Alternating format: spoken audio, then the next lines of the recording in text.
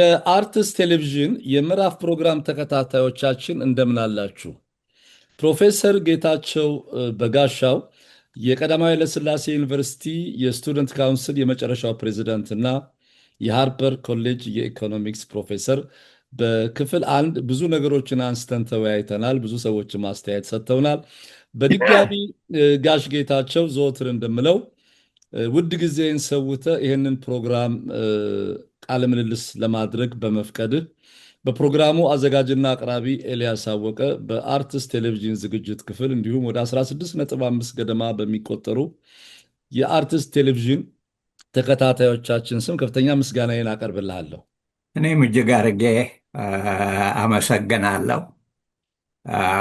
በእንደዚህ አይነት የውይይት መድረክ ሀሳቦችን ለማጥራት ለመተዋወቅና ምናልባት ለወደፊትም ጠቃሚ ሀሳቦችን ለማፍለቅ ስለሚረዳ በዚህ ረገድ ትልቅ አስተዋጽኦ ነው ብዬ ነው የማምነው።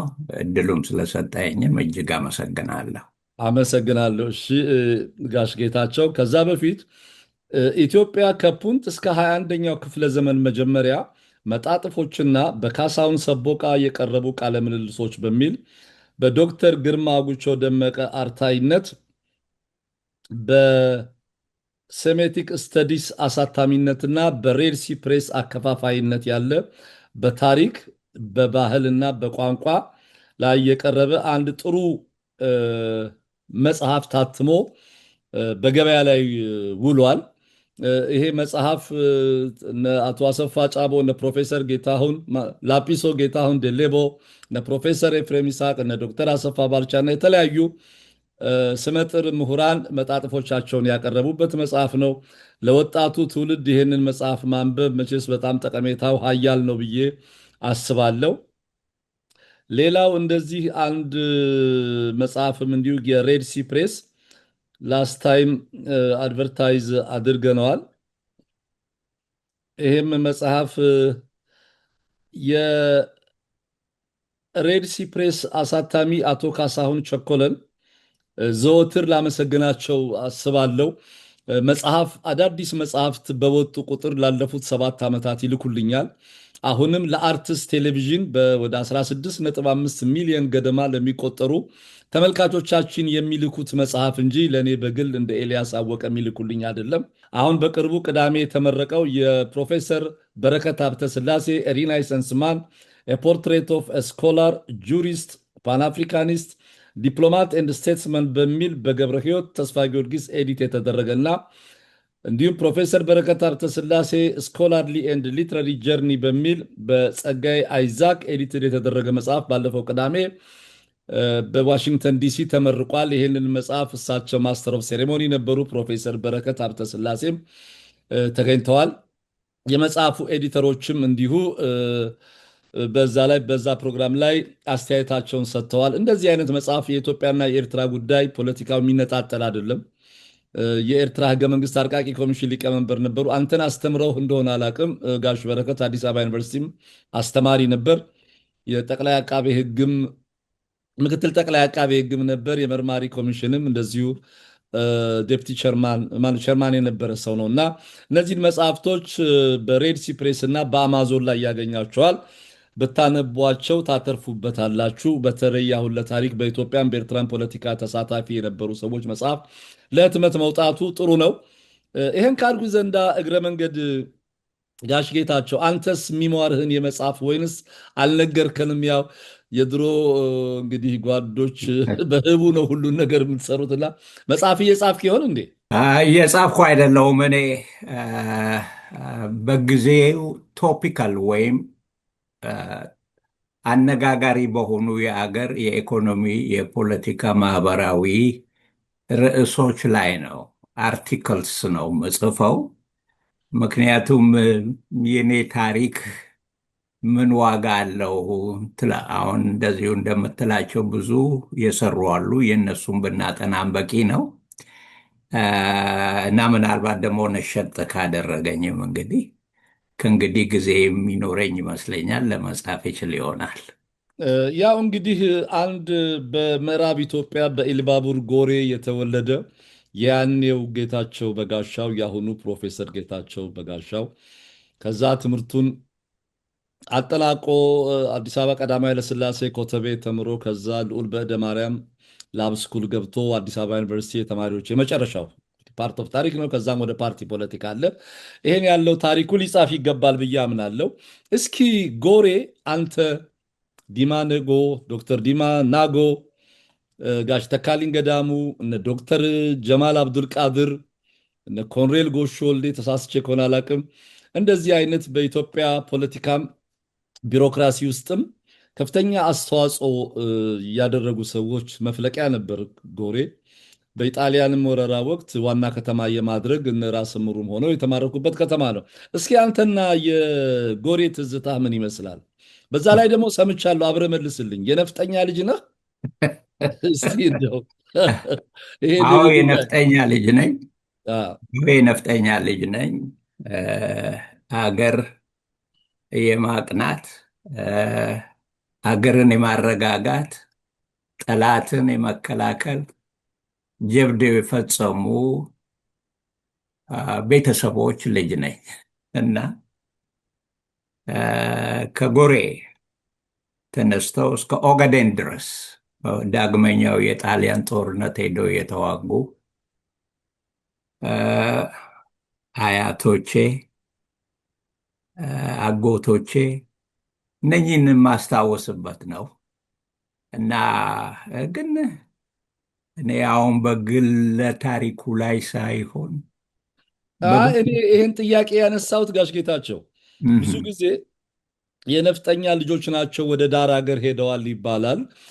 ይህንን በተለይ ከዚህ ከመሬት ላራሹ ጋር አዲስ አበባ ዩኒቨርሲቲም ኮተቤም ስትመጣ በዚህ እንቅስቃሴዎች ውስጥ ስትገባ ኢሊባቡር እያሉ ያንተ ቤተሰቦች አርበኛና ነፍጠኛ ከነበሩ በእርግጠኝነት የመሬት ከበርቴ የነበሩ ብሎ መደምደም ይቻላል። እና ያኔ እናንተ ያንተ ቤተሰቦች የሚያስተዳድሯቸው ጭሰኞች እና በጭሰኞች እና በቤተሰቦች መካከል በአብዛኛውም ያኔ በነበሩት ባላባቶች መካከል የነበረው ግንኙነት ምን ይመስል ነበር? እስኪ እንደው ከአንተ ህይወት ተሞክሮ። በጣም ጥሩ። በሁለት በእናትም በአባቴም በኩል ከዚህ ከመሬት ጋር በተያያዘ የተለያዩ ታሪኮች ናቸው ያሉት። በዚህ በሁለተኛው የጣሊያን ጦርነት በእናቴ በኩል ያሉት ትላልቆቹ አባቶች፣ እናቶች በዛን ጊዜ ወደ ሐረር፣ ኦጋዴን ወደዛ ነው የዘመቱት። አንድ ከጎሬ የዘመቱት በጋራ ያላቸው አንድ ታሪክ፣ የሚያሳዝን ታሪክ፣ ለወሬ ነጋሪ እንኳ አንድ ሰው አልተመለሰም። ከዘመቱት መሃል ጣሊያን በመርዝ ጋዝ ጭምር የተዋጋችበትና የኢትዮጵያን አርበኞች ከተለያዩ ቦታ የመጡበት እና ያንን የፈጁ ነው። በዚህ ምክንያት ለ5 ዓመት በቆየበት ጊዜ ጣሊያን የአርበኞች ልጆች በድብቅ በተለይ ሴቶች በድብቅ ጫካ ሩቅ ድረስ እየኖሩ ነው የተረፉት እና ጣሊያን ተሸንፎ በሚወጣበት ጊዜ ወደ ነበሩበት ቦታ ሲመለሱ ሁሉ ነገር ተለውጧል እና እናቴ ብዙ ጊዜ አዲስ አበባ ተመላልሳ ጃንሆይን ደጅ ጥንታ ነው የማደሪያ መሬት የሚባል የተሰጣት። ከእናት ከአባቷም የወረሰችው ምንም ነገር የለም። በአባቴ በኩል ይሄን ያህል በደል አልደረሰም። በአያቴ በኩል የተያዘው መሬት ለልጆቻቸው በጣም ሰፊ ቤተሰብ ነው።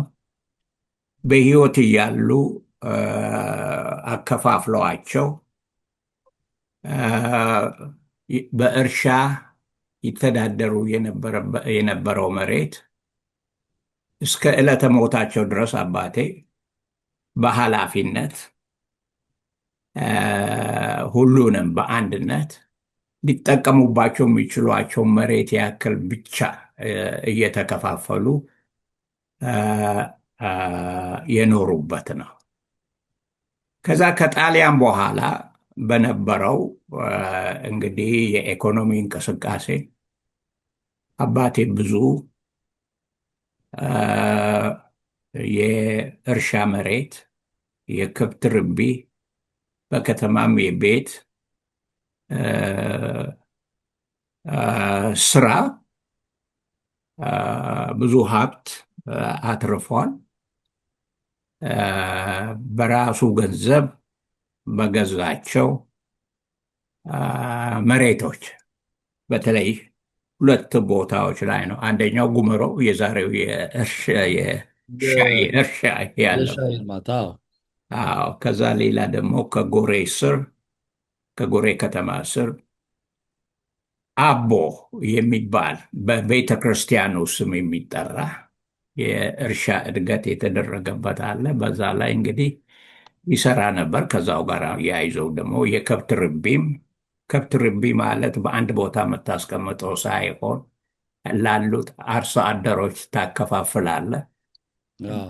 እነሱ ከብቶቹ ሲረቡ እና ጥጆቹ እያደጉ እነሱ ወተቱን ያልቡና ቅቤም ያወጡና ለአንተ የተወሰነ ይሰጣሉ፣ ለራሳቸው ደግሞ ይጠቀማሉ። በእንደዛ ነው ከመሬት ጋር የተያያዘው የኔ ታሪክ ለማለት ነው እ እንጂ እንደዚህ በዛ እንዲሆነ ተብሎም ለወሬም የሚበቃ አይመስለኝም። በነገራችን ላይ የኛ መሬት ቆሮ የነበሩት የዶክተር ዲማ ነገው አባት አዎ። ናቸው እና ከዶክተር ዲማም ጋር ያለኝ ትውውቅ የሚነሳው ከዛ ነው። አብሮ አደጎች ነን ለማለት ይቻላል። ታላቄ ነው እና አ፣ የዶክተር ዲማ ነገውም አባት እንዳንተ አባት የመሬት ከበርቴ የነበሩ። አዎ አዎ አሁን ትልቅ ሀብታሞች ባለመሬቶች እነሱ ናቸው የነበሩት። እስቲ ይቺ ነገር አጥርተናት እንሂድ። አንተ በነበርክበት ጊዜ በኢሉባቡር ያኔ እንግዲህ የድሮ ዋና ከተማ ጎሬ ነው፣ በኋላ ነው መቱ የሆነው። አብዛኛው መሬቱ የተያዘው በአካባቢው ተወላጅ የመሬት ከበርቴ ባላባቶች ነው ወይንስ አገር ሊያቀኑ ሄዱ ተብለው በዘልማድ በሚጠሩት ሰዎች መካከል ነው? እንግዲህ ይሄንን እኔ በጥናት ላይ መስርቻ አይደለም የምናገረው፣ እንዲሁ በማውቀው ነው። በማውቀው በታዘብኳቸው ከዛም በምገመግማቸው ናቸው። እ፣ ብዙ አዎ የአባቴ ጓደኞች የኦሮሞ ባላባቶች ናቸው። እም። እነኚህ የኦሮሞ ባላባቶች ሰፊ ብዙ መሬት ያላቸው ናቸው። እንዲያውም ደግሞ በቦታው ላይ የሌሉ እነኚህ አብሰንቲ ላንድ ሎርድ የምትላቸው አዎ። በቦታው ብዙ መሬትም የያዙ ኦሮሞዎች አሉ። ለምሳሌ ደጃዝማች ገረሱ ዱኪ። ኦኬ። ደጃዝማች ገረሱ ዱኪ። አዎ። አዎ፣ አሁን የእሳቸው መሬት የኛ ከዚህ ከአቦ ከሚነሳው እስከ ጉመሮ ባለው ውስጥ ሰፊ ቦታ የያዙ ናቸው። ብዙ ጭሰኛ የለበትም። የእሳቸው መሬት ተብሎ ነው ያለው።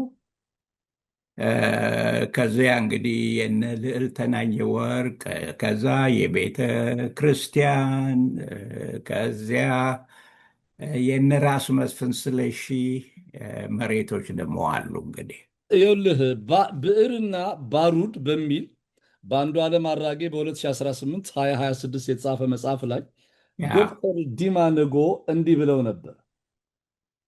እ፣ ይህ ገባር ሀገር ያለው አብዛኛው ጭሰኛ ደቡብ ነው ያለው። መሬት ያለውና ለሰው ገብሮ የሚኖረው ወደ ደቡብ ያለው አብዛኛው ባለመሬት ደግሞ ከሰሜን የመጣ ነው። ሎካል የለም ማለት አይደለም፣ ግን አብዛኛው ከሰሜን የመጣ ነው እና ሞር ኦርሌስ ሀገሪቱን ለሁለት ነው የከፈላት ማለት ነው። ጭሰኝነት ዘወርስት ኢሊባቡር ነበር። 75% ኦፍ ዘ ፖፕሌሽን ወዝ ላንድለስ። የመሬት ይዞታ ሚኒስቴር ተቋቋመ። ላንድ ሰርቬ ብሎ ኢትዮጵያን በሙሉ ሰርቬ አድርጓል።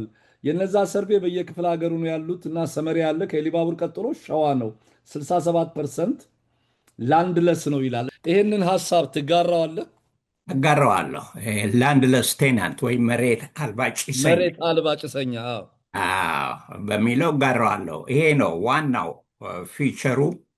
እና እኛም እያደግን በተማሪ እንቅስቃሴ ስንሳተፍ ላንድ ቱ ዘ ቲለር የሚለው በጣም ይስበን የነበረው ከራሳችን ቤተሰቦች የኢኮኖሚ ጥቅም አልፈን ያንን ወደ መቃወም የራሳችንን አባቶች፣ እናቶች የምንቃወምበት አይነት መልክ በያዘ መሬት ላራሹ የሚለው ይካሄድ የነበረው ለዚህ ነው።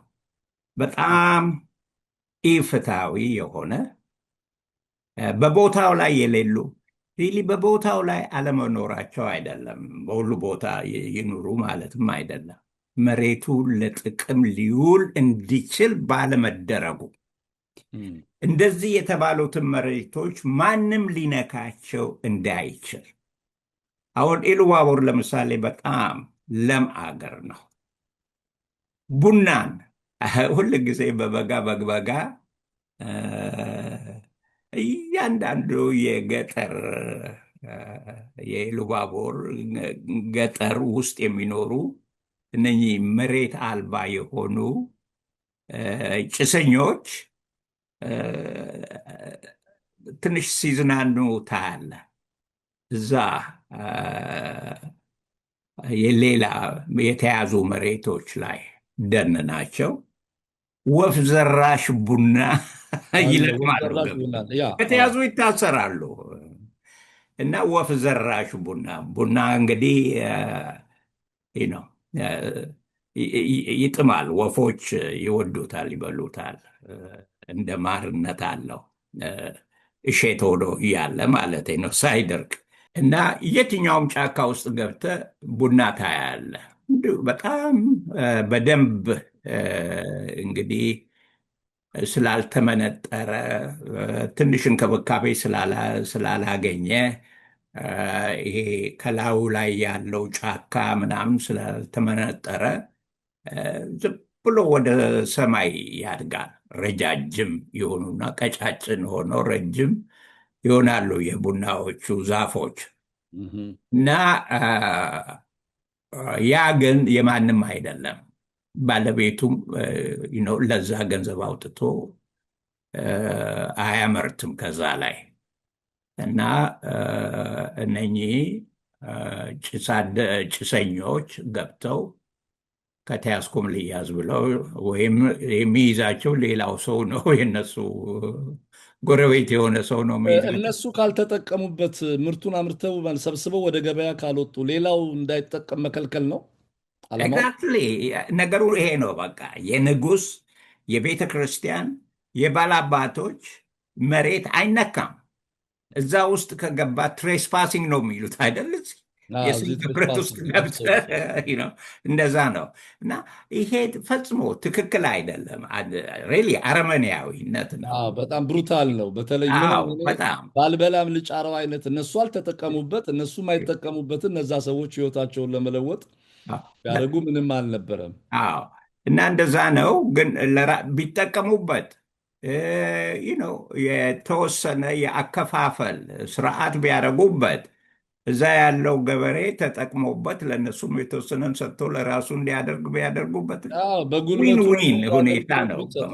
በጣም ይህ አልነበረም። እስኪ አንድ ጥያቄ ጠይቅ። ያኔ እንግዲህ አንተና ዶክተር ዲማ ነጎ ያንተ ትንሽ ታላቅ ናቸው። ያኔም ጀምረው ዶክተር ዲማ ነጎ በዚህ በኦሮሞ ብሔር ፖለቲካ ላይ አክቲቭ ነበሩ። የብሔር ፖለቲካን ያቀነቅኑ ነበር ስታውቃቸው? ዩኒቨርሲቲ ፈጽሞ በዛ ደረጃ አንተዋወቅም። በዛ ደረጃ አንተዋወቅም። በእርግጥ እንቀራረባለን በቤተሰብ ደረጃ። እንደዛ አይነት ነገር እኔ ከሱ አይቻልም። ጓዳዊ ግንኙነት አልነበራችሁም? ኖ ልነግርህ ነው። እሱ ለአዲስ አበባ ዩኒቨርሲቲ ተማሪዎች ፕሬዚደንትነት ተወዳድሮ ነበር ከኔ በፊት 2 ዓመት። በዛን ጊዜ እኔ የእሱ ደጋፊ ነበርኩኝ። እሱ ራን የሚያደርገው የሚወዳደረው በኢትዮጵያዊነት አጀንዳ ላይ ነው። መሬት ላራሹ ኢትዮጵያዊ አጀንዳ ነው። ትምህርት ለሁሉ ኢትዮጵያዊ አጀንዳ ነው። ጤና ለሁሉም ኢትዮጵያዊ አጀንዳ ነው። ዳቦ ለተራበ ኢትዮጵያዊ አጀንዳ ነው። እነኚህን ነው እና ከዛ በላይ ደግሞ ወደ ውጭ ባሉት በዛን ጊዜ ለምሳሌ የቪየትናም ጦርነት በኢትዮጵያ ተማሪዎች ውስጥ አንታይ ቪየትናም ዎር እንቅስቃሴው ትልቅ ነው። በእንደዛ ላይ በጣም ትዝ ይለኛል። ሪሊ ጥሩ ጥናቶች እያደረገ በንግግር ሲያቀርብ በዛ ነው እንጂ በዚህ በኦሮሞነት ወይ በምናምን በሌላ የመጣ የለም። እሱን ነው ወደ አሁን ቀጥለንም እሱን ብናወራ ነው ደስ የሚለኝ። አዎ፣ ግን ከዛ በፊት እስኪ የፕሬዝዳንትነት አንተም የካምፔኑ እንግዲህ አባል ነበርክ። ውጤቱ ምን ሆነ? ተሸነፈ። ማን ነበር ያሸነፈው? ዶክተር ታሪኩ ብርሃኑ ደብረ ጽዮን የሚባል የአዲስ አበባ ልጅ ግን ኤሪትሪያዊ ኤርትራዊ። እሱ እዚህ ወደ ፖፖላር ጨርቆስ የኛ አካባቢ ልጅ ነው። ኦኬ። እሺ፣ ራይት። አንድ ነገር እስኪ አሁን እንግዲህ ስንመለከት ይሄ ተማሪ እንቅስቃሴ ከሚጠየቅበት ነገሮች አንዱ በወቀሳ ደረጃም ቢሆን የሚጠየቅበት ነገር አንዱ ለብሔር ፖለቲካ መፈልፈል ትልቅ እድል የሰጠ ነበረ የተማሪ እንቅስቃሴ የሚል አስተያየት አለ። ላስታይም በጨረፍታ ነው ያየ ነው። እና ይሄንን አንተ የምትቀበለው ነገር አለ ሆይ ነው? ለምሳሌ በዚህ ዶክመንቲንግ ዘ ኢትዮጵያን ስቱደንት ሙቭመንት አን ኤክሰርሳይዝ ኢን ኦራል ሂስትሪ በሚል በፎረም ፎር ሶሻል ስተዲስ ባህሩ ዘውዴ ባዘጋጁት በኤዲት ባደረጉት ባለፈው ተነጋግረናል። አንዱ የተነሳው ነገር ምንድን ነው? The Eritrean Liberation Movement developing constant interaction at both the ideological and organizational levels with the student movement and the leftist organizations that grew out of it. Some of the major ethno-nationalist organizations, notably the OLF, in part got not only their ideological inspiration, but also their leadership from the movement. The leftist organization, notably PRP and Mason, were direct outgrowths of the student movement. The TPLF, which is the dominant force behind the current political dispensation, had its genesis on the fringes of the movement. የህዝባዊ ወያኔ ሓርነት ትግራይ፣ የሻዕቢያ የኦሮሞ ነጻነት ግንባርም ሆነ በሙሉ እነዚህ ድርጅቶች ርዕዮተ ዓለማዊ ኢንስፒሬሽናቸውን ያገኙት ከተማሪው እንቅስቃሴ ነው። እና የተማሪው እንቅስቃሴ በኢትዮጵያ አሁንም እየደረሰ ላለው ችግር ኢትዮጵያም በብሔር ጦርነት እንድትታመስ አስተዋጽኦ አድርጓል ብለው የሚናገሩት ሰዎች ትክክል አይደሉም? እንደው ይሄንን ማስረጃ ይዘን ብንነሳ በአንተ አስተያየት ምን ይመስላል? እኔ በሱ አልስማማም። ኦኬ፣ ቬሪ ጉድ። እንዴት? ለብሔር ጥያቄ መወለድ፣ መነሳት፣ መስፋፋት የኢትዮጵያ ተማሪዎችን በምንም አይነት ተጠያቂ ነው ብዬ አላምንም። ይሄ እንግዲህ የተማሪው እንቅስቃሴ ግንባር ቀደምት መሪ እና ተዋናይ የነበሩ ሰዎች ሲወያዩ አብረው ኢንዶርስ ያደረጉት እነዚህ ጉዳዮች በሙሉ እነሱ እነማን እንደሆኑ እንግዲህ እንዳለፈው ነው ያልነበርኩበት ነው ሲመለከተኝ እና አላውቅም እነማን በዚህ ላይ ተወያይተው ኢንዶርስ እንዳደረጉት። ግን እኔ አልቀበልም የምልበትን ታሪካዊ ምንጩንና ምክንያቱን ላስረዳ። ኦኬ ፕሊዝ። የኢትዮጵያ ተማሪዎች እንቅስቃሴ የብሔር ጥያቄን አነሳ፣ አራገበው የሚባለው ከዋለልኝ መኮንን ጽሑፍ በኋላ ነው። ኦፍኮርስ። አመሰግናለሁ። ይሄ በፈረንጆች 1969 ነው ለመጀመሪያ ጊዜ ዋለልኝ ሲያቀርብ አዳራሹ ክሪስማስ ሆል የሚባለው ጎን ካፌቴሪያው ጎን ያለው እሱ ነው ዋና መሰብሰቢያችን፣ የልደት አዳራሽ። እዛ ነው ቁጭ ብዬ ያዳመጥኩት። በዛ ጊዜ እኔ የ12ኛ ክፍል ተማሪ በዕድሜም ደግሞ የ18 ዓመት ጎልማሳ ነው የነበርኩት። ጎረምሳ የ18 ዓመት ጎረምሳ። እና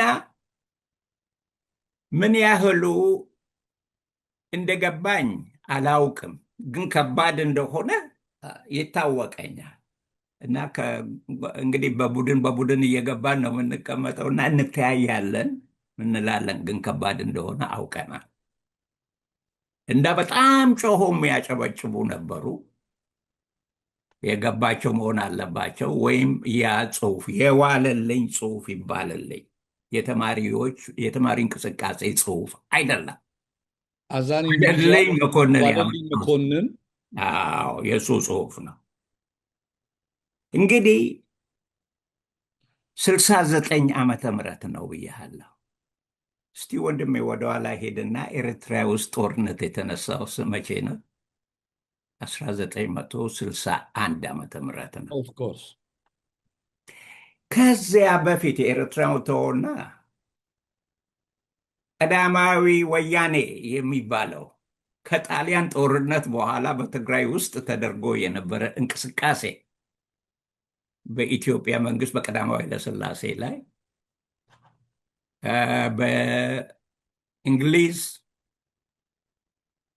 የአየር ኃይል ድጋፍ የተሸነፈ እንቅስቃሴን ልብ በለው።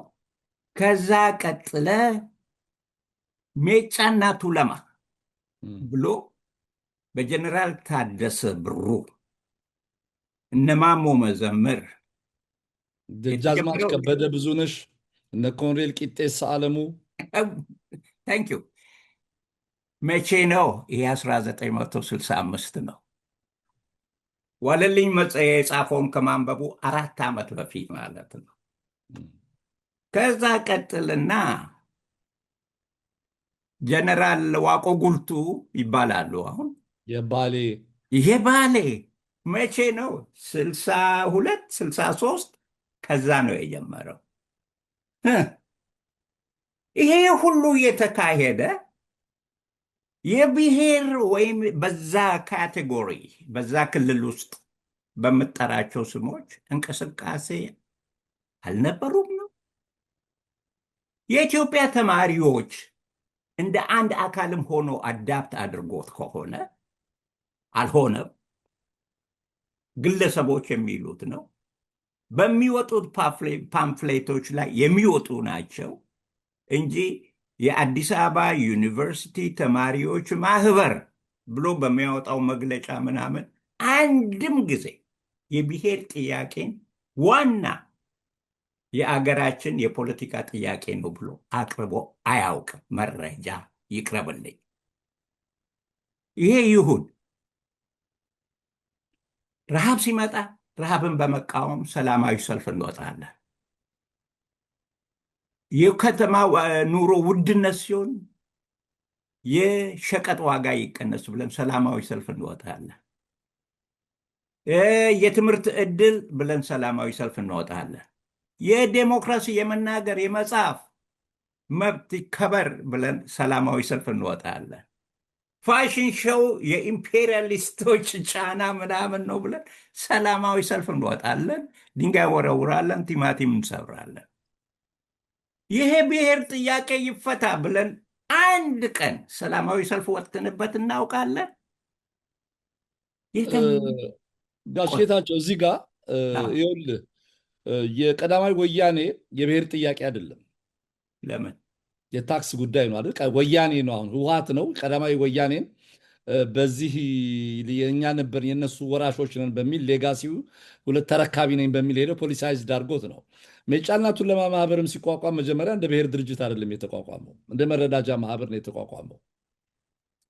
ምናልባት እነዚህ ነገሮች ተመልክተን አብረህ ትመልስልኛለህ። በዚህ መካሄድ አልስማማ። ጥሩ ቆይ አንዴ አብረህ ትመልስልኛለህ። እነሱ በብሔር ተጨቆን ለሚሉት ብዙ መግለጫዎችን ብዙ የመናገሪያ መንገዶች የማሳያ መንገዶችን ይጠቀማሉ። ግን የቀዳማዊ ወያኔ የትግራይ ህዝብ ነው። ሜጫና ቱለማ የአማራ ኦር ጉራጌ አይደለም የሚገባበት፣ ኦሮሞ ነው የሚገባበት። ይኸውልህ አሁን እኮ ጉዳዩ ምን መሰለህ፣ የሜጫና ቱለማ መረዳጃ ማህበር ሆኖ መረዳጃ ማህበር ሆኖ ነው የቀጠለው። እሱን ይሄን ዲስጋይዝ አድርገው በጀርባ ይጠቀሙበታል። ሁለተኛ ነገር ነው። በመሰረቱ ግን አንድ ሊታይ የሚገባው ነገር እነዚህ ድርጅቶች መልካቸውንና ቅርጻቸውን ሳይለውጡ ነው ከኦነግ መፈጠር በፊት የኦነግ መስራቾች በዩኒቨርሲቲ ከፍተኛ ትምህርት ደረጃ መጥተው ከመማራቸው በፊት የነበሩ ነገሮች ናቸው። የዋለልኝን ደግሞ ጽሁፍ ስንመለከት አሁን ያንተም እንግዲህ ጓድህ የአገርህ ልጅ እንደ ቤተሰብ ቅርብ የሆናችሁት ዶክተር ዲማ ነጎ ቃለ ምልልስ ላይ እንዳነሱት የዋለልኝ ጽሁፍ ሲጻፍ በተማሪዎች በጋራ ተጽፎ በዋለልኝ ስም እንዲነበብ የተደረገ ጽሁፍ ነው የሚል ነገር አሁን ነው ክሌም የሚያደርጉት ይሄንን እንጂ የዋለልኝ ተብሎ እኛ ዩኒቨርሲቲ ውስጥ አንተ በአንተ እምነት የዋለልኝ ጽሁፍ በቀጥታ ዋለልኝ ከራሱ አእምሮ አውጥቶ ከልቡ አውጥቶ አንቅቶ የጻፈው ጽሁፍ ነው ብለህ ትገምታለህ? የሚገርም ነገር የኦሮሞ ድርጅት አባላት ዛሬ እኛንን ጽፈን የሰጠነው ሲሉ ሰማለሁ። አዎ። እኔ ግን ያንን ለማወቅ አልችልም። በሌላ በኩል ደግሞ ኤርትራኖች ናቸው ጽፎት የሰጡት የሚባል አለ። ብዙ እኮ የሚባሉ ነገሮች አሉ እና የትኛው እውነት እንደሆነ የትኛው እንዳልሆነ የምናውቅበት መረጃ ነገር የለም። እኔ የማውቀው ግን የኢትዮጵያ ተማሪዎች እንቅስቃሴ እንደ አካል ያንን አቋም ወስዶ ለዚህ ነው የምታገለው ያለበት ጊዜ የለም። ዋናው ይሄ አሁን እሱ ሌላ ሊያደርግ አርጊመንት ነው። የማይችልበትን ምክንያት ልንገርህ። እሺ ዋላም ወደዚህ ወደ አየር ጠለፋው ወደ ድርጅት ምስረታውም ያስኬደው ይሄ የተማሪ እንቅስቃሴ የብዙ ተማሪዎች ከተለያዩ ቦታዎች የሚመጡ የተለያዩ ፍላጎት ያላቸው የሚገናኙበት በጋራ ኢንኮመን እነሱን የሚያሰልፉ የዴሞክራሲ በአብዛኛው የማህበራዊ ጉዳይ ችግሮች አንስቶ በዛ ያለው ስርዓት ፊውዳላዊና የኢምፔሪያሊስት ጥገኛ የሆነ ስርዓት የኢትዮጵያ ሕዝብ በኢኮኖሚ፣ በፖለቲካ፣ በማህበራዊ ኑሮው እንዳያድግ አድርጎታል። አስሮት ወደኋላ አስቀርተውታል። ይሄ ሁሉንም ያስማማል። ለምሳሌ ሁሉንም ጋሽ ጌታቸው አንድ ኢንትረስቲንግ ነገር የቀን ወጣልን ፖለቲካ ጥቅመኝነትና የሽግግር ክሽፈት በሚል በሪሁን አዳነ በሚል በ2014 ዓ ም ያሳተመው አንድ መጽሐፍ ላይ ኢንትረስቲንግ ነገር ያነሳል። ይሄ ምንድን ነው? የነዋለልኝ መኮንንና ጥላሁን ታከለ ያው ሂም የብርሃነ መስቀል ረዳ ከጥላሁን ግዛውና ከደጃዝማች ታከለ ወልደ ሐዋርያት በሁለቱ ስም አጋጥሞ ያወጣው የብዕር ስሙ ነው። በኃይለ ቃልና በሽሙጥ የታጨቁ ጽሁፎች በኢትዮጵያውያን ከመጻፋቸው በቀር ሙሉ በሙሉ ሊባል በሚችል ደረጃ ከሌኒንና ስታሊን ጽሁፎች የተገለበጡ እንደነበሩ ጽሁፎቹን ያነበበ ሁሉ የሚገነዘበው ነው። ሌኒን የሩሲያ ትምክህተኝነት ያለውን እነዋልልኝ የአማራ ትምክህተኝነት እያሉ የሩሲያ ግዛት አጼ የብሔረሰቦች እስር ቤት ነው ያለውን ኢትዮጵያ የብሔረሰቦች እስር ቤት ናት እያሉ የፍቺ መብትን ማረጋገጥ ሁሉም ሚስቶች ባሎቻቸውን እንዲፈቱ አያደርጋቸውም። ዘ ራይት ቱ ዲቮርስ ኢዝ ኖት አን ኢንቪቴሽን ፎር ኦል ዋይቭስ ቱ ሊቭ ዜር ሃዝባንድ ወዘተ እያሉ ቃል በቃል እየገለጡ ይጽፉና ይናገሩ ነበር። ብርሃነ መስቀል ረዳና ኢያሱ አለማየሁ ጥላሁን ታከለ በሚል የብዕር ስም ባወጡት ጽሁፍ የሌኒን ሐሳብን እንዳለ በመውሰድ ለመገንጠል መብት ዕውቅና መስጠትና ወይም መብቱን መደገፍ በራሱ የመገንጠልን እንቅስቃሴ ያዳክማል ሲሉ ጽፈዋል። ጥላሁን ታከለ ዘ ናሽናል ኩዌስችንስ ሪጂናሊዝም ኢን ኢትዮጵያ ፔጅ 32 የብሔረሰቦች የመገንጠል ጥያቄ የሚመነጨው ከመጨቆናቸው ነው የሚለው ሌኒን በሩሲያ ግዛተ አጼ ውስጥ የነበሩትን ከሩሲያ ብሔረሰብ ውጭ ያሉ ብሔረሰቦች መደገፍና የራሳቸውን ዕድል በራሳቸው እንዲወስኑ ከፈለጉም ነፃ መንግስት እንዲያቋቁሙ ዕውቅና መስጠት እንዲገነጠሉ ከማበረታታት ይልቅ ብሔርተኝነትን እንዳያቀነቅኑና ከመገንጠል እንቅስቃሴ እንዲታቀቡ ያደርጋቸዋል የሚል ሐሳብ ነበረው። ለዚህም ሲባል የሌሎቹን ብሔረሰቦች ባህልና ቋንቋ ማሳደግ ብቻ ሳይሆን የሩሲያን ባህልና ቋንቋ በዚያም የታላቁን ሩሲያ ትምክህተኝነት መድፈቅ ነው ያስፈልጋል ብሎ ያምን ነበር። ይሄ የዋለልኝ ጽሁፍ በዚህ ደረጃ ተቀርቶ የመጣ ጽሁፍ ከሆነ ወጥነት የለውም ነበር ማለት ነው። ትክክል፣ ወጥነት የለውም። የኢትዮጵያን ፖለቲካ ሁኔታም የሚገልጽ አልነበረም ትላለህ አንተ? አንዳንድ የሚመስሉ ነገሮች አሉ፣ ግን በአጠቃላይ በዛ ጊዜ እኛ እንደዚህ አይነት ጠለቅ ያለ ጥናት አድርገን ይሄን ሪባት ይሄንን ቆመን ለመከላከል ያለመቻላችን ራሱ ትልቅ ድክመት ነው። አንድ ነገር ግልጽ ላድርግ። እሺ ይሄ ዛሬ መጥቶ አማራን ለመጉዳት ለማጥፋት ምክንያት የሆነው የተማሪው እንቅስቃሴ ነው የሚባለው ነገር ለምን በዛ ጊዜ እንደዛ ሊሆን ቻለ? እንዴ እዛ ዩኒቨርሲቲ ውስጥ ያሉት አማሮች እንዴት ነው ይሄን ነገር ዛሬ አሁን ያኔ ያልነበሩ ናቸው ዛሬ ይሄን እንደዚህ የሚሉት ለእነኚህ አሁን የታየው ያኔ ለነበሩት አማራ ተማሪዎች እንዴት ነው ያልታያቸው የሚለውን ነገር እንደው ስለሚያስጨንቀኝ እስቲ አልኩና የዩኒቨርሲቲ ተማሪዎች የጎሳ እኔ ናሽናሊቲ ስለሚለው ነው የጎሳ ተዋጽኦ እንዴት ነበር ዩኒቨርሲቲው ብዬ ሰርች ማድረግ ጀመርኩ። ሪሊ ሊገባን አይችልም። በዛን ጊዜ ጥናትህ ምን አረጋገጠልህ? ጥናትህ ምን አረጋገጠልህ እኮ እሱ ነው። በዛ ጊዜ ኢን ዘ 70s አማራ ተማሪዎች ከ45 እስከ 55 በመቶ ናቸው። የትግራይ ተማሪዎች ከ20 እስከ 25 በመቶ ናቸው። ኦሮሞ 10 በመቶ ነው። የተቀሩት ናቸው መቶ የሚያደርሱት እነሱ ወደ 20 እንዲህ ይደርሳሉ ይመስለኛል። ታዲያ ያኔውኑ እዛ ትምህርት ቤት ውስጥ ሆነን የሚነሱ ነገሮች ነበሩ። እንዴ ይሄ የታላቅ ብሔርተኞች ማናለኞነት አደጋ ነው ምናምን የሚባለውን ሁሉም ይዘምረዋል። እንዴ በጠባብ ብሔርተኞች በዚህ አገር ላይ እየመጣ ያለውንስ አደጋ ለምንድን ነው የማንቋቋመው የሚል ሀሳብ ይወጣል፣ ይሰማ ነበር። ክርክሩ ይነሳል። እኔም ከሚያነሱት አንዱ ነኝ። ምን ብለህ ታነሳ ነበር አንተ?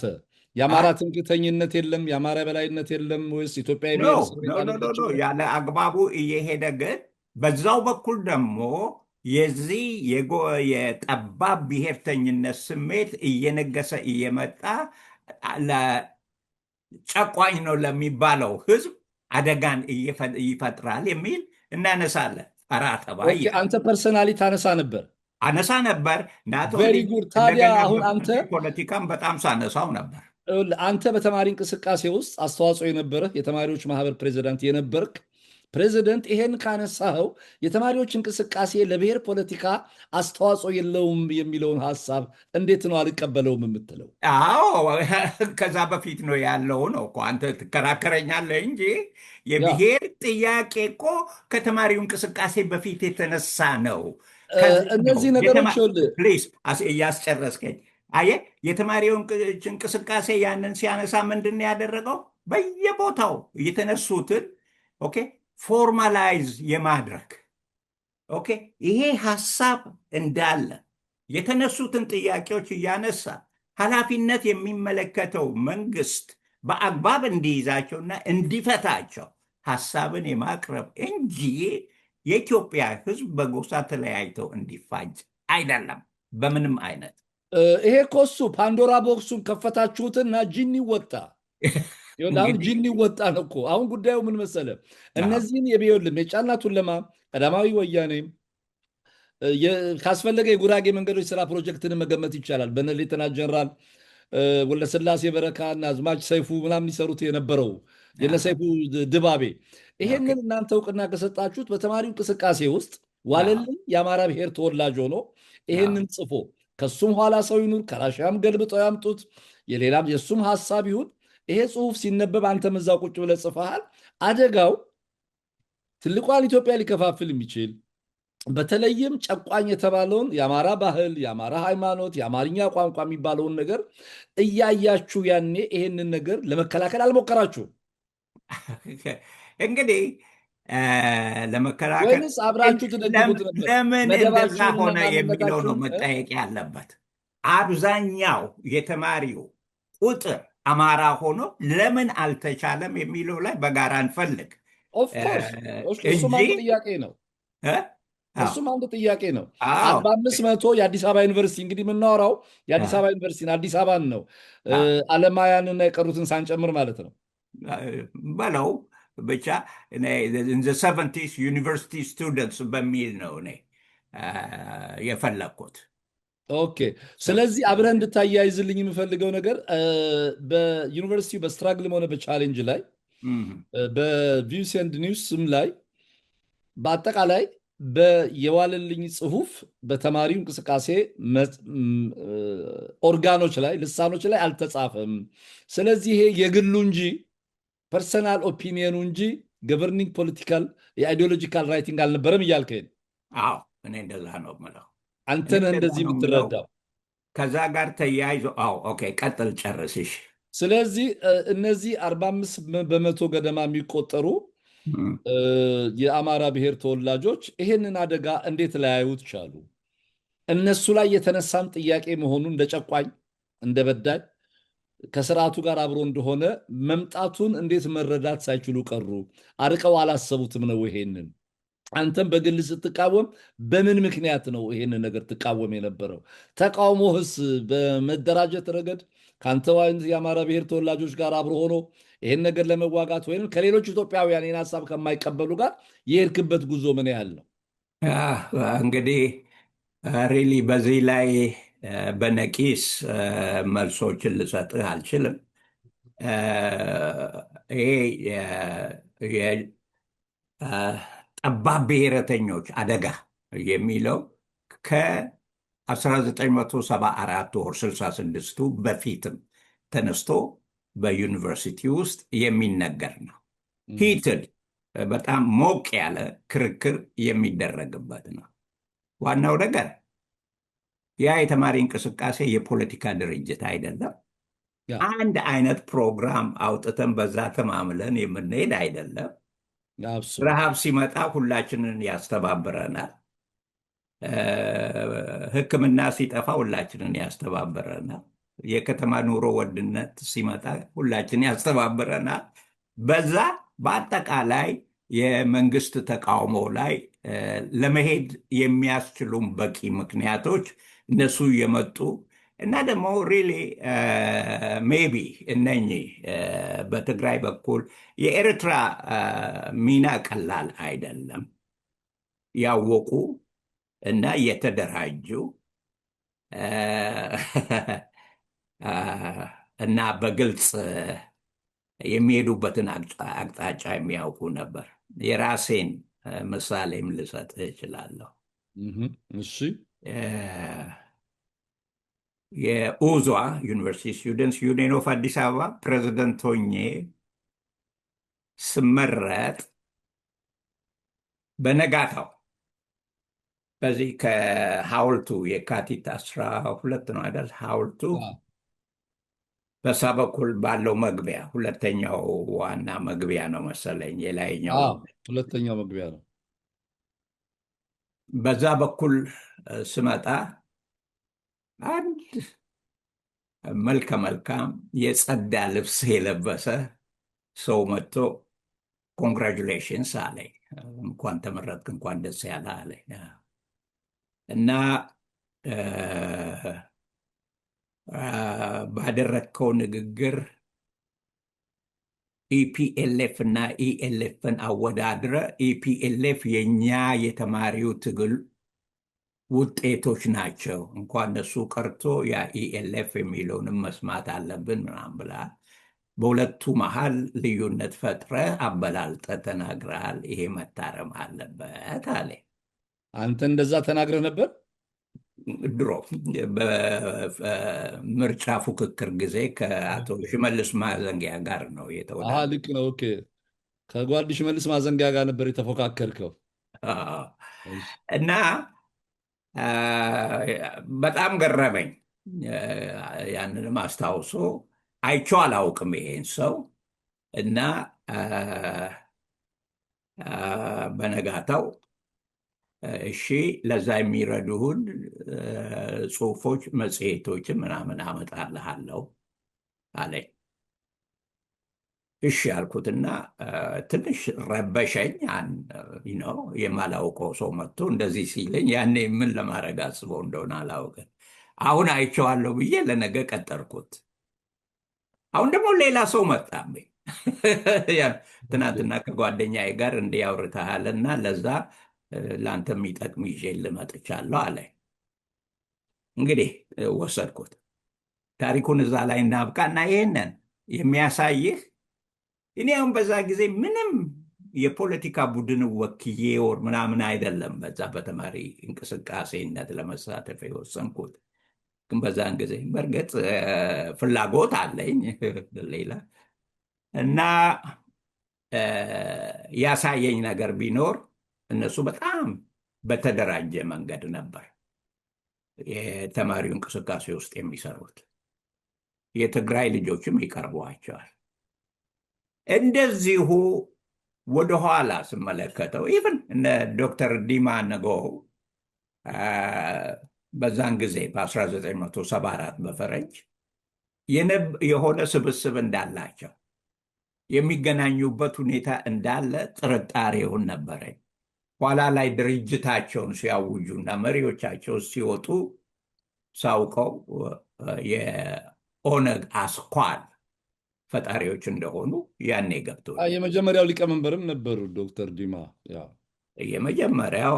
ከዛ ደግሞ ከሱ የበለጠ ለእኔ የሚቀርበኝ አቶ ሙሄ አብዶ ነው የሚባለው። እሱ ምክትል ሊቀመንበር፣ የኡዟ ሴክሬታሪ ጀነራል ዋና ጸሐፊ አቶ አቦማ ምትኩ እሳቸውም የኦነግ መስራች አባል ናቸው። እና እነሱ ተደራጅተው አቤት ከዋለልኝ ጋር ያን ጽሁፍ ካቀረበ በኋላ ተገናኝታችሁ የመነጋገር እድሉ ነበረ? እኔ የ12ኛ ክፍል ተማሪ፣ ዋለልኝ የ3ኛ ዓመት ተማሪ፣ በጣም የታወቀ ግዙፍ ሰው ሆኖ የሚታየን ሄጄ ብሎ እንደ ዝንብ የሚያባርረኝ ነው የሚመስለኝ። ድፍረቱንም አልነበረኝ እሱን ለማነጋገር ያኔ። እና ግን በራሳችን ውስጥ ነው እኛ የትናንሽ ልጆች ጨዋታ አይነት ነገር ነው በእኛ ዘንድ የነበረው ከፍቶ እስኪመጣ ድረስ እና ኋላ በትልቅ እኔ ተቃውሞዬንና ጠንከር ያለ እርምጃ በዛ ላይ መውሰድ ያለብን በፓርቲ ፖለቲካ ውስጥ ከገባው በኋላ ነው።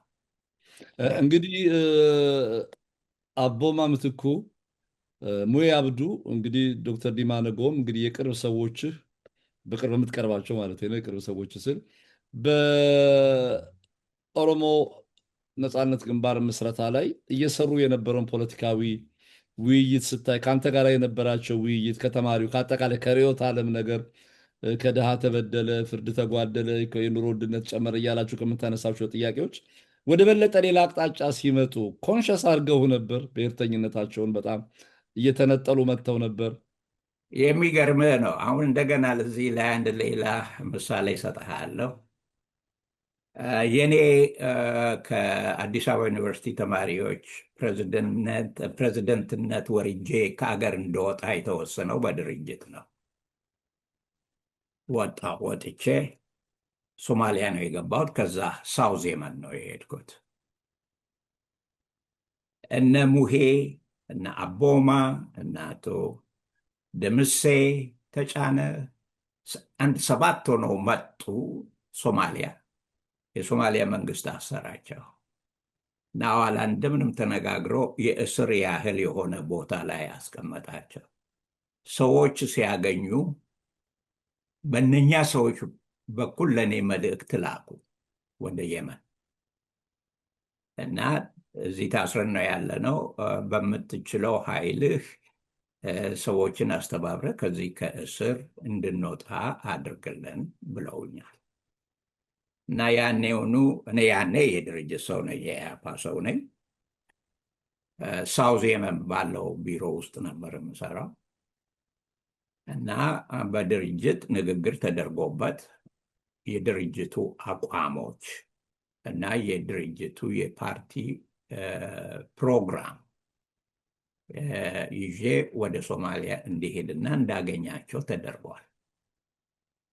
እዛ ሲሄድ የኦነግ አባላት ናቸው የሚል ነገር ፈጽሞ አልነበረንም። እኛ በድርጅት ደረጃ ማለት ነው፣ እንኳን በጌታቸው ደረጃ እና የኔ አካሄድ እነሱ እኔ የፓርቲውን ፕሮግራም እና በአንዳንድ ጉዳዮች ላይ የፓርቲ አቋም የተባሉትን ይዤ የሄድኩት እነሱን ያንን አሳይቻቸው ወደ ኢህአፓነት ለማስገባት ነው። የ4 ቀን ስብሰባ ውይይት ነው ያደረግነው። አድርገም በምንም ሳንስማማ ቀረን። ማለት በቃ እናደንቃቸዋለን፣ ጥሩዎች ናችሁ ምናምን ብለውናል። ግን በኦሮሞ በኩል አደገኛ እንቅስቃሴ እየተፈጠረ ነው። ያ ወደዛ እንዳይሄድ እንደኛ አይነት ተራማጅ ሰዎች እነሱ ውስጥ ገብተው ማምጣት ነው። እናንተ ከላይ የገፋችሁ ስትመጡ እዚህ እኛ የኦሮሞ ከተቆጣጠርን በምንገናኝበት ጊዜ አንድ ለመሆን ምንም የሚያግደን ነገር አይኖርም። ዋናው ነገር አሁን ከዚህ አውጡንና እንድንወጣ አድርጎና ኤደን አለ የነሱ ኢብሮ የሚባል የሐረር ሰው የሚመራው ቡድን ኢብራሂም ጃራ አባገዳ ነው። ኤግዛክትሊ ኢብሮ በሚለው ነው እዛ እና ከእሱ ጋር ተገናኝተን ሁሉን ነገር ፈጽመን ውይይታችን እንቀጥላለን ግንኙነታችን ብለው ሆነ። እኔ ከዛ ልክ ከሞቃዲሾ ተመልሼ ወደ አውሮፓ መሄድ ነበረብኝ ለጉዳይ። እዛ ሄጄ ስመለስ እነሱ ኦልሬዲ እንግዲህ ሲሄድ ለሶማሊያ መንግስት ደብዳቤ ጽፌ ወጥቻለሁ። እነኚህ ሰዎች የኢትዮጵያ ተማሪ እንቅስቃሴ ተሳታፊዎችና መሪዎች የነበሩ ናቸው። የተሻለ ዴሞክራሲያዊ ስርዓት ኢትዮጵያ ውስጥ እንዲመጣ የሚታገሉ ናቸው። ስለዚህ አሁን ወደ ሳውዝ የመን የመሄድ እድላቸውን እንድትረዷቸው ፋሲሊቴት እንድታደርጓቸው የሚል ደብዳቤ ጽፌያለሁ። ያንን በኢህአፓም ስም ነው የጻፍኩላቸው። አመሰግናለሁ። እንግዲህ የሰዓት ገደባችን ደረሰ። ፕሮፌሰር ጌታቸው በጋሻው የቀዳማዊ ኃይለ ሥላሴ ዩኒቨርሲቲ የመጨረሻው የተማሪዎች መማክርት ስቱደንት ካውንስል ፕሬዚደንት፣ የሃርፐር ኮሌጅ ኢኮኖሚክስ ፕሮፌሰር፣ ውድ ጊዜህን ሰውተህ በደንብ እንደዚህ ኢንጌጂንግ የሆነ ቃለ ምልልስ ለማድረግ በመፍቀድህ በድጋሚ በፕሮግራሙ አዘጋጅና አቅራቢ ኤልያስ አወቀ በአርትስ ቴሌቪዥን ዝግጅት ክፍል እንዲሁም ወደ 16.5 ሚሊዮን ገደማ በሚቆጠሩ ተመልካቾቻችን ስም ከፍተኛ ምስጋናዬን አቀርብልሃለሁ። ሶማሊያ፣ ኢህአፓ፣ ኦነግ፣ ጌታቸው ማሩ፣ ኦባማ ምትኩ፣ የቀሩት ምናምን ምን ይመስላሉ የሚሉትን በክፍል 3 በስፋት እንወያያለን። አመሰግናለሁ። እኔም አመሰግናለሁ። እግዚአብሔር ይስጥልኝ።